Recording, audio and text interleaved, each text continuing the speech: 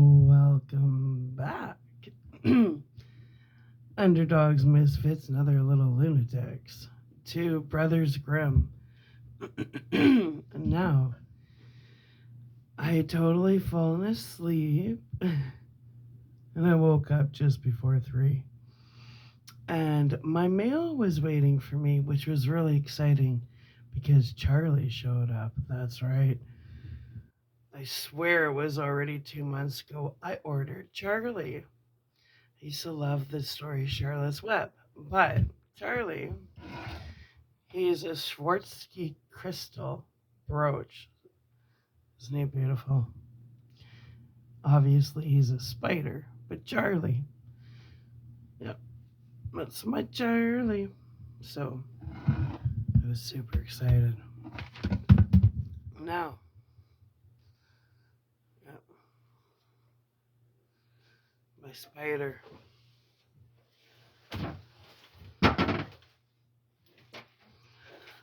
Now let's talk about there. Let's put the focus on Charlie.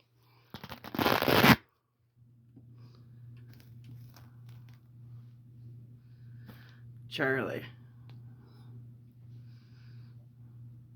Yeah. I'm super glad. Charlie's cool. I like Charlie. Anyway.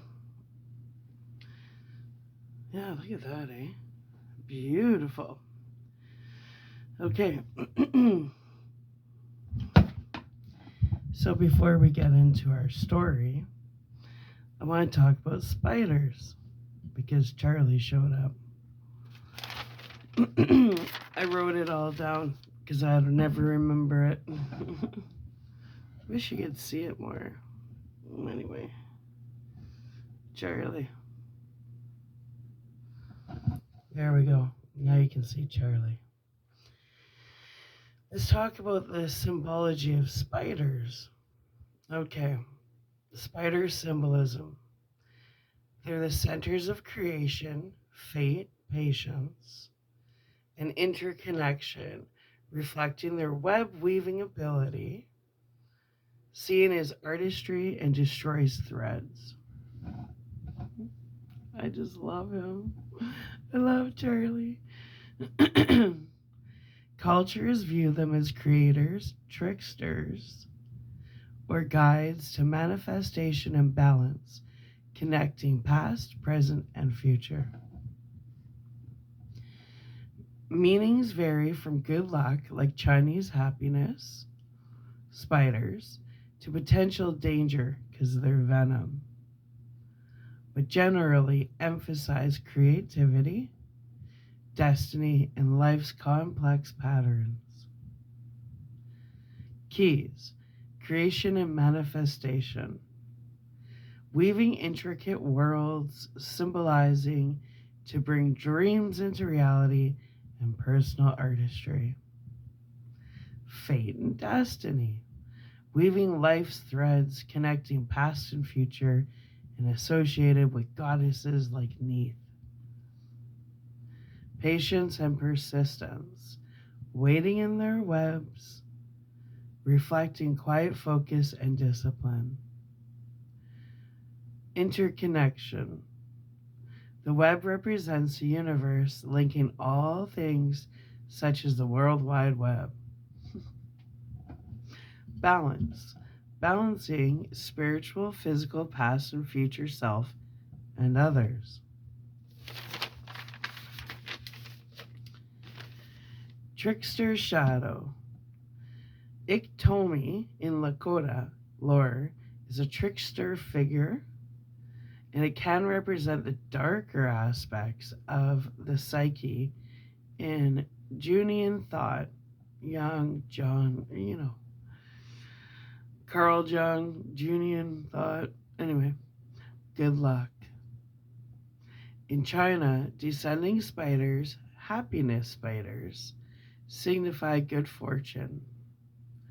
Cultural examples: Greek mythology. Arachne, A weaver turned into a spider of Athena for hubris. Native American, grandmother spider Iktomi, a creator, trickster, and weaver of life. Inspiration for dream catchers. Ancient Egypt, goddess Neith the spinner and weaver of the world. Buddhism symbolizes attachment, suffering, or the spirit weaving reality. The spiritual meaning when a spider appears. Like now, my little Charlie. Okay. 1 is a sign to weave your own destiny or take charge. 2, a reminder to focus on your creative goals. 3, a symbol of interconnectedness or a message from the universe. So, Charlie. My Charlie. That's right. I want him in. He makes me feel good. I like Charlie. Yeah.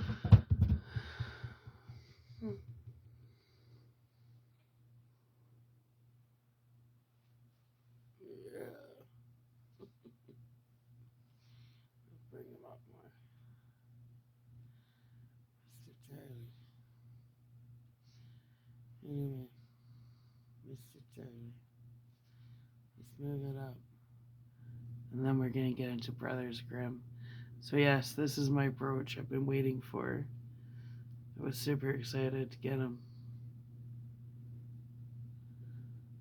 And now I got him. Yeah, I've been waiting kind of, I think 2 months now. Something like that. Schwarzsky's crystal. Yeah. I know Jake was like, what is that? I said, it's Charlie. It's real crystals. He's gorgeous. Anyway, now that we've discussed Charlie, let's get into it. Totally. I love Charlie. I already love Charlie. Let's have some water.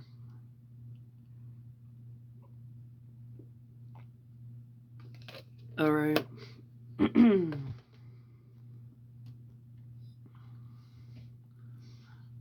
Charlie.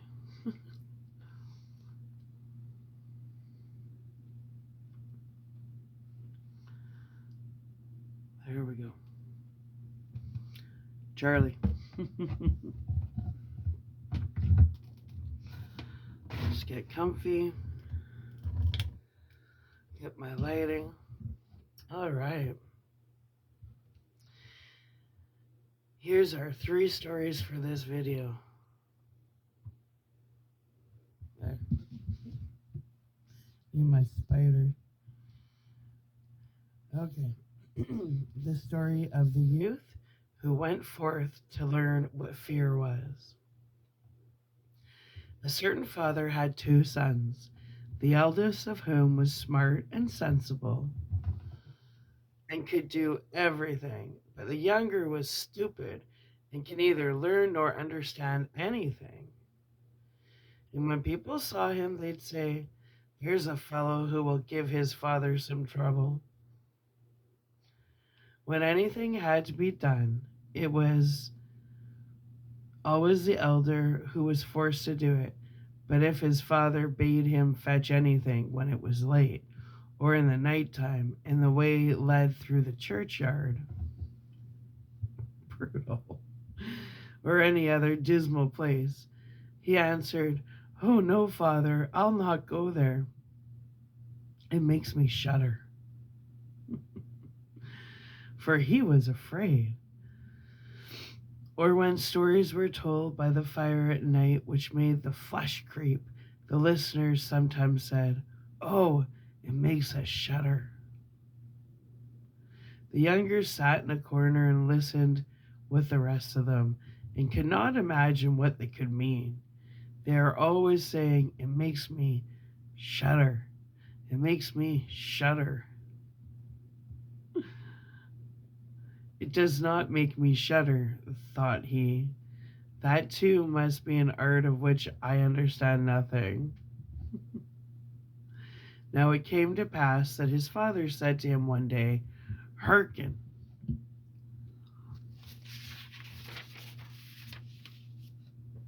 to me, you fellow in the corner there. You are growing tall and strong, and you too must learn something by which you can earn your bread." Ah, the cat. "Look how your brother works, but you do not even earn your salt." "Well, father," he replied, "I am quite willing to learn something." Sorry. "Indeed, if it could be managed, I should like to learn how to shudder. I don't understand that at all yet."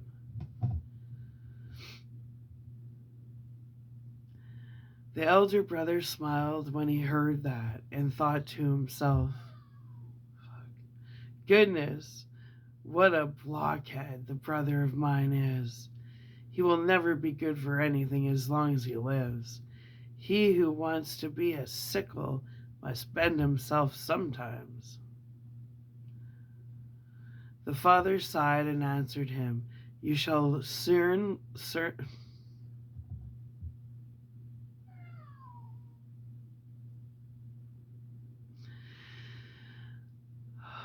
cat. The father sighed and answered him, "You shall soon learn what it is to shudder, but you will not earn your bread by that." Soon after this, the sexton came to the house on a visit, and the father bewailed his trouble and told him how his younger son was so backward in every respect that he knew nothing and learnt nothing. "Just think," said he,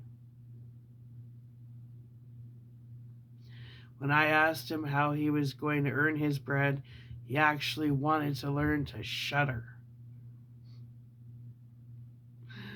"If that be all," replied the sexton, "he can learn that with me. Send him to me, and I will soon polish him." The father was glad to do it, for he thought, "It will train the boy a little."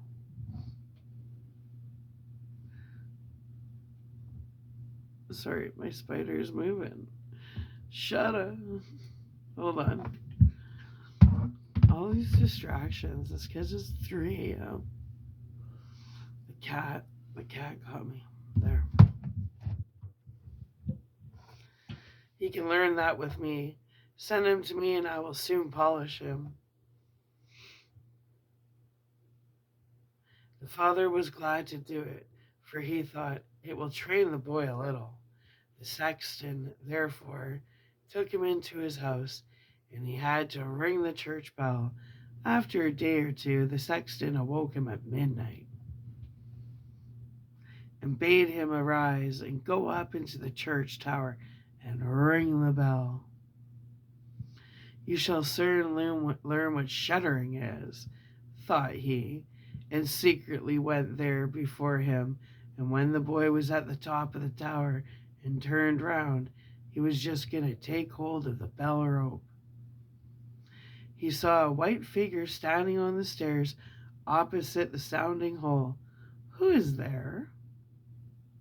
cried he, but the figure made no reply and did not move or stir. "Give an answer," cried the boy, "or take yourself off. You have no business here at night." The sexton, however, remained standing motionless, that the boy might think he was a ghost. The boy cried a second time, "What do you want here? Speak if you are an honest fellow, or I will throw you down the steps."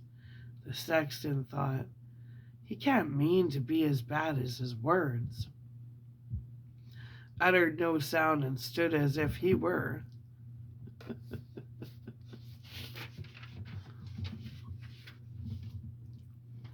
made of stone.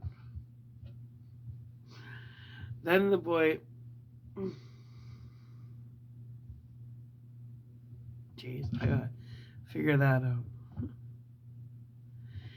Then the boy called to him for the third time, and that was also to no purpose.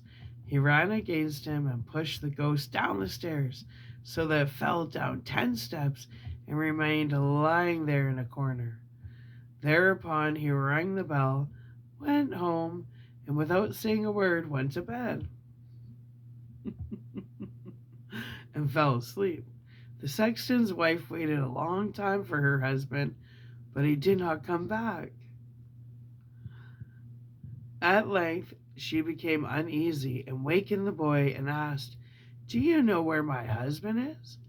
"He climbed up the tower before you did." "No, I don't know," replied the boy, but someone was standing by the sounding hole on the other side of the steps, and as he would neither give an answer nor go away, I took him for a scoundrel and threw him down the stairs. Just go there and you will see if it was he. I should be sorry if it were." The woman ran away and found her husband, who was lying moaning in the corner and had broken his leg.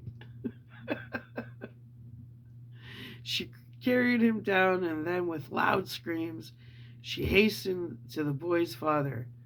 "Your boy," cried he, "has been the cause of this great misfortune. He has thrown my husband down the steps so he broke his leg. Take the good-for-nothing fellow out of your house." The father was terrified and ran thither and scolded the boy. "What wicked tricks are these?" said he. "The devil must have put them in your head." "Father," he replied, "do listen to me. I am quite innocent. He was standing there by night like one intent on doing evil. I did not know who it was, as I entreated him 3 times either to speak or go away." "Ah," said the father, "I have nothing but unhappiness with you. Go out of my sight. I will see you no more." "Yes, father, right willingly. Wait only until it is day. Then will I go forth and learn how to shudder, and then I shall, at any rate, understand one art which will support me." "Learn what you will," spoke the father. "It is all the same to me. Here are $50 for you. Take these and go into the wide world and tell no one from whence you come and who is your father, for I have reason to be ashamed of you." "Yes, father, it shall be as you will. If you desire nothing more than that, I can easily keep it in mind." That cat, not gonna happen. I'm done my 3 stories. When day dawned, Charlie, stay still. When day dawned, therefore, the boy put his $50 into his pocket and went forth on the great highway, and continually said to himself, "If I could be shudder, if I could but shudder." Then a man approached who heard this conversation, which the youth was holding with himself, and when they had walked a little farther to where they could see the gallows, the man said to him, "Look, there is the tree where 7 men have married the rope maker's daughter, and now learning how to fly. Sit down beneath it and wait till night comes, and you will soon learn how to shudder." "If that is all that is wanted," answered the youth, "it is easily done. But if I learn how to shudder as fast as that, you shall have my $50. Just come back to me early in the morning." Then the youth went to the gallows, sat down beneath it, and waited till evening came. And as he was cold, he lighted himself a fire. But at midnight the wind blew so sharply that in spite of his fire, he could not get warm. And as the wind knocked the hanged men against each other, ooh, and they moved backwards and forwards, he thought to himself, if you shiver below the fire, how those up above must freeze and suffer. And as he felt pity for them, he raised the ladder and climbed up, unbound one of them after the other, and brought down all 7. Then he stroked the fire, blew it, and set them all around it to warm themselves. But they sat there and did not stir, and the fire caught their clothes. So he said, take care, or I'll hang you up again. The dead men, however, did not hear, but were quite silent, and let their rags go on burning. As this he grew angry and said, if you will not take care, I cannot help you. I will not be burned with you. And he hung them up again, each in his turn. Then he sat down by the fire and fell asleep. And the next morning the man came to him and wanted to have the $50 and said, well, do you know how to shudder? No, he answered. How should I know? Those fellows up there did not open their mouths and were so stupid that they let the few old rags which they had on their bodies get burned. Then the man saw that he would not get the $50 that day, and went away saying, such a youth has never came my way before.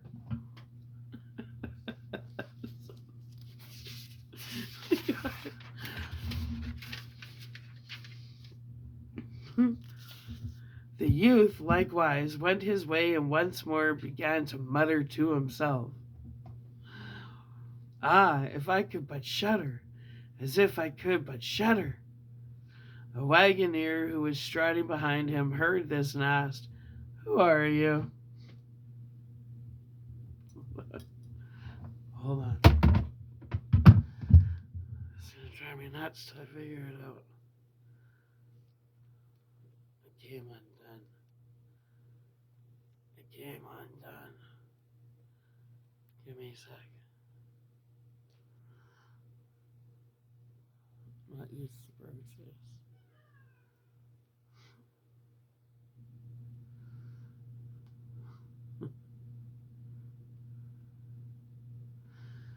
There. Maybe that'll be better. Okay.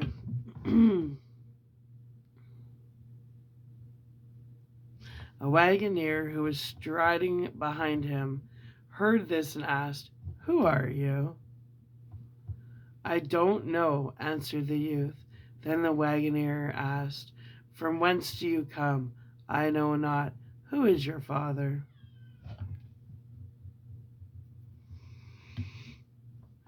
That I may not tell you. What is it that you are always muttering between your teeth? Ah, replied the youth, I do so wish I could shudder, but no one can teach me how. Enough of your foolish chatter. And said the wagoner, come, go with me. I will see about a place for you.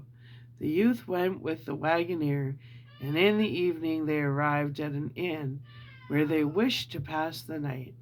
Then at the entrance at the parlor, the youth again said quite loudly, if I could but shudder, if I could but shudder. The host, who heard this, laughed and said,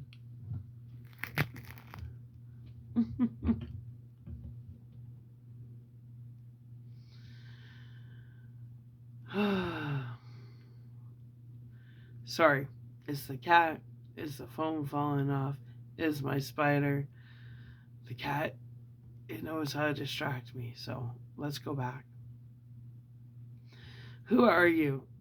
I don't know, answered the youth. Then the wagoner asked, from whence do you come? I know not. Who is your father? That I may not tell you, What is it that you're always muttering between your teeth? Ah, replied the youth, I do wish I could shudder, but no one can teach me how. Stop falling.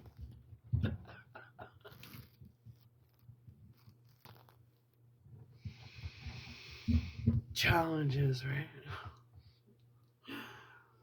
Enough of your foolish chatter, said the wagoner. Come, go with me.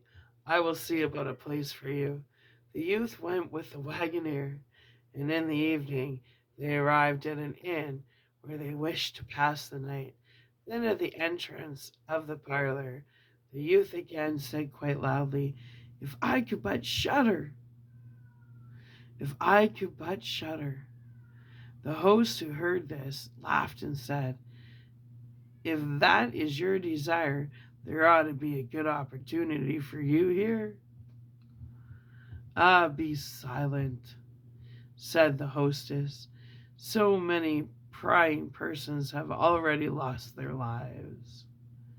It would be a pity and a shame if such beautiful eyes as these should never see the daylight again. But the youth said, However difficult it may be, I will learn it. For this purpose indeed have I journeyed forth.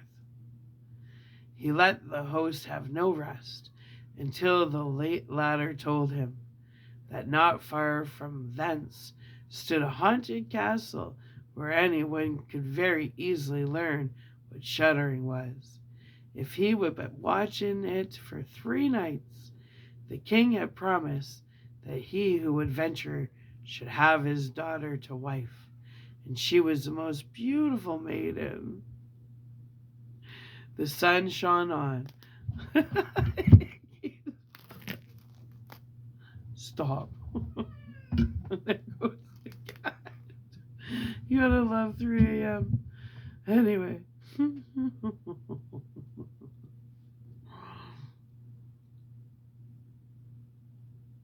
Okay. The sun shone on. Oh, the cat. But the youth said,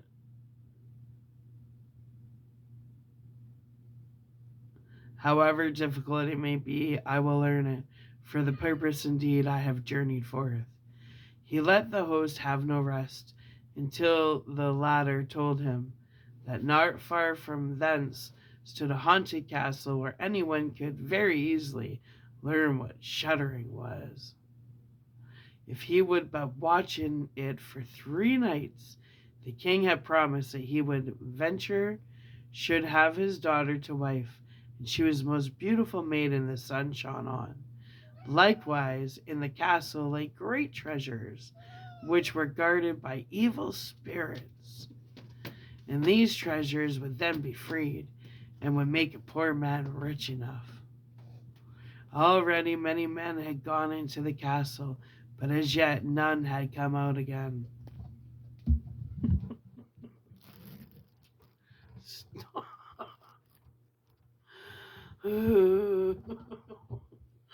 Then the youth went next morning to the king.